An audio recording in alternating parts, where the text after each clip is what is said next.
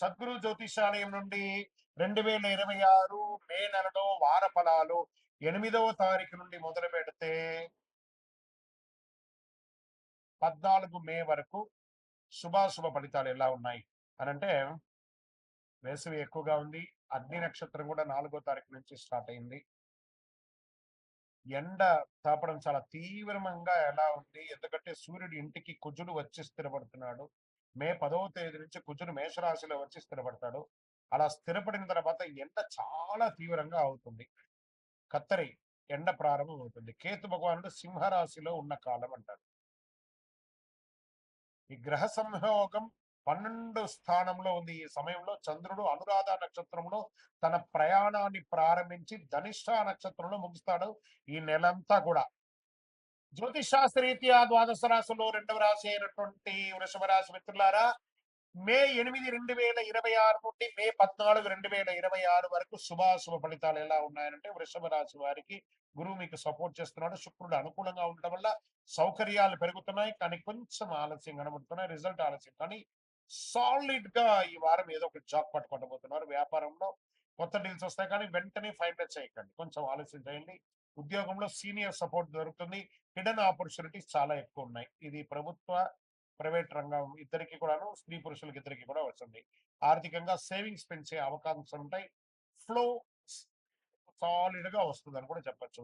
కుటుంబంలో మనశ్శాంతి ఉంటుంది. ఒక మంచి శుభవార్త వింటారు.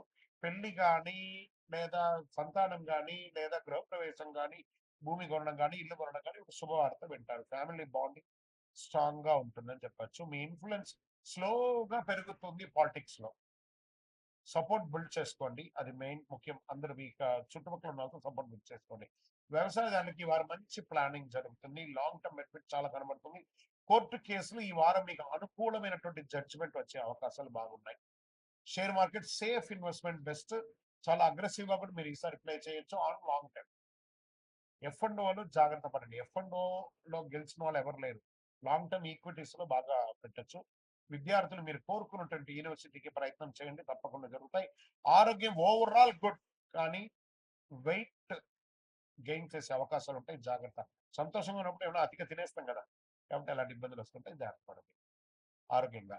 ఇంకా లక్కీ నెంబర్ 7 అనేది మీకు బాగా కనబడుతుంది. పరిహారాలు వచ్చినప్పటికీ అమ్మవారి ప్రార్థన, ఏదైనా అమ్మవారి, లక్ష్మి అమ్మవారి, దుర్గా అమ్మవారి, సరస్వతి అమ్మవారిని ప్రార్థన చేయండి. తెల్లటి పుష్పంతో అర్చన చేయండి. గోవులకి ఆకుకూరలు, పండ్లు అవన్నీ కూడా పెట్టండి. పేదలకు దానం చేయండి. మంచినీళ్ళు పెట్టండి. చలివేంద్రాలు ఏర్పాటు చేయండి, చాలా బాగుంటుంది. ఇది చేస్తే ఫైనాన్షియలీ స్టేబిలిటీ ఉంటారు. విజయోస్తు.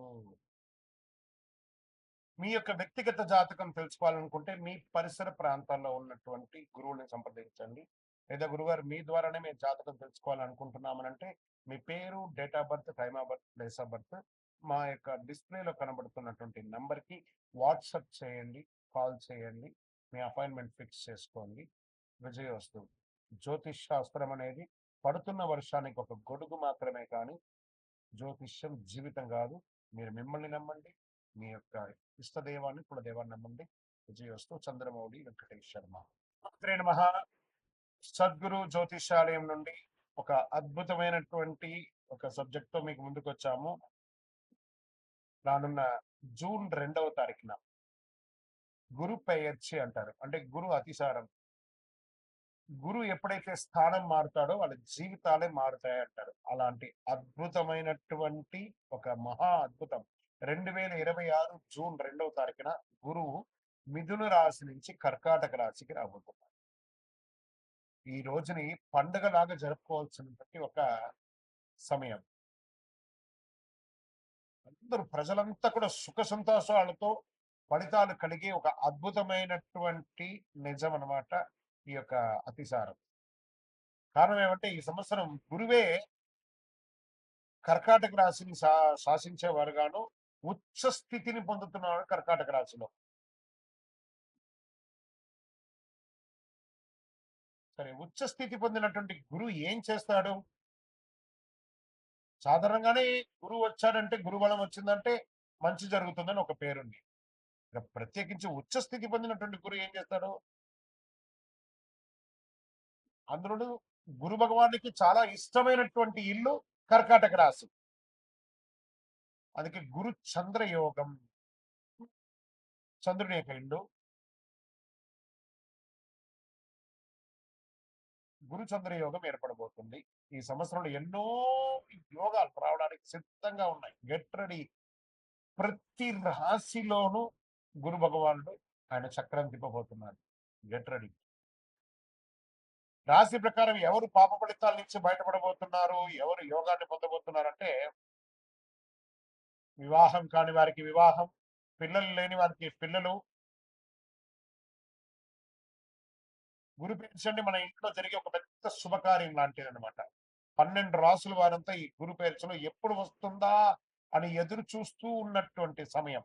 గురు పేర్చి అనేది గురు అతిసారం స్థానం మారే యొక్క అద్భుతమైనటువంటిది. 12 రాసుల వారంతా కూడా ఈ జ్యోతిష్ శాస్త్రంలో గురుబలం ఎప్పుడు వస్తుందయ్యా, మా అమ్మాయికి పెళ్లి చేయాలి, గురుబలం ఎప్పుడు వస్తుందండి, మా కుటుంబంలో సంతాన యోగం కావాలి, గురుబలం ఎప్పుడు వస్తుందండి, వ్యాపార ఉద్యోగం బాగుండాలి అని అడుగుతూ ఉంటారు ప్రతి ఒక్కళ్ళు కూడా జ్యోతిష్ శాస్త్రంని.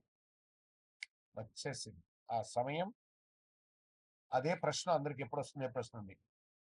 గురు కటాక్షం ఉంటేనే పెళ్లి, సంతానం, ఇంట్లో జరిగే అన్ని శుభ కార్యక్రమాలు జరుగుతాయి. గురు భగవానుడు ఏం చేస్తారంటే ప్రతి సంవత్సరం ఒక రాశిలో ఒక సంవత్సరాన్ని గడుపుతాడు. ఒక్క సంవత్సర కాలం గడుపుతాడు ఒక్కొక్క రాశిలోనూ.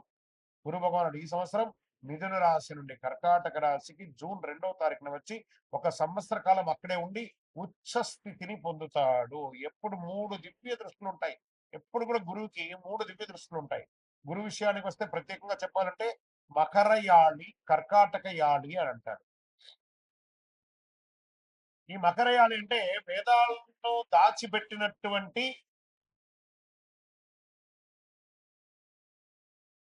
స్థలం అని కూడా అర్థం. హిరణ్యాక్షుడు అనే రాక్షసుడు ఏం చేశాడంటే వేదాలను తీసుకెళ్లి భూమిని కూడా తీసుకెళ్లి భూమాతను దాచిపెట్టేశాడు. పురాణంలో చెప్పబడుతుంది మకరయాళిలో. ఆ వేదాలను దాచిన స్థలాన్ని మకరయాళి అని, వేదాలను వెలుగులోకి తీసుకొచ్చినటువంటి దాన్ని కర్కాటక యాళి అంటారు. అదే కర్కాటక రాశి. అందులోనే గురు భగవానుడు ఇప్పుడు రాబోతున్నాడు. అంటే ఏదైతే నష్టం ఉందో దాన్ని బయటికి తీసుకొచ్చేది ఎవరైనా ఉన్నారంటే అది కర్కాటక రాశి. ఆ కర్కాటక రాశిలోనే గురు భగవానుడు రాబోతున్నాడు. అలాంటి కర్కాటక రాశి గురువు ఉచ్చస్థితి పొందినప్పుడు ఏమవుతుందంటే, జ్యోతిష్ శాస్త్రంలో ఉచ్చస్థితి పొందడం కూడా ఇదే మొదటిసారి కర్కాటకంలో. అది చంద్రుని ఇల్లు. దాన్ని గురు చంద్ర యోగం కూడా అంటారు. దీంట్లో 5వ దృష్టి వృశ్చిక రాశిని చూస్తున్నాడు. ఇక్కడ చెప్తున్నాను మళ్ళీ, నా హృదయంలో ఎడమ వైపు ఉన్నటువంటి వృశ్చిక రాశి మిత్రులారా, దిస్ ఈస్ ఫార్ యూ. 5లో గురువు వచ్చాడంటే ఇంకా యోగమే. యోగం అంటే యోగమే. ఇదేంది గురుగారు మీరేమో వృశ్చిక రాశికి చాలా బాగుంది అంటారు, మరి మాకేం కనబడట్లేదు. ప్రయత్నం చేయండి. జూన్ 2 తర్వాత చూడండి. పట్టిందల్లా బంగారం. Jackpot jackpot. ఈ ప్రపంచంలో ఎవరైనా వృశ్చిక రాశి వాళ్ళు ఉన్నారంటే వాళ్ళు నా దగ్గర జాతకం తెప్పించుకోవాలి. అంత యోగం జరగబోతుంది. 5లో గురువు మీ జీవితంలో ఒక్కసారి వస్తున్నాడు. ఇక్కడ ఆయనకు 3 చూపులు ఉన్నాయి. 5, 7, 9.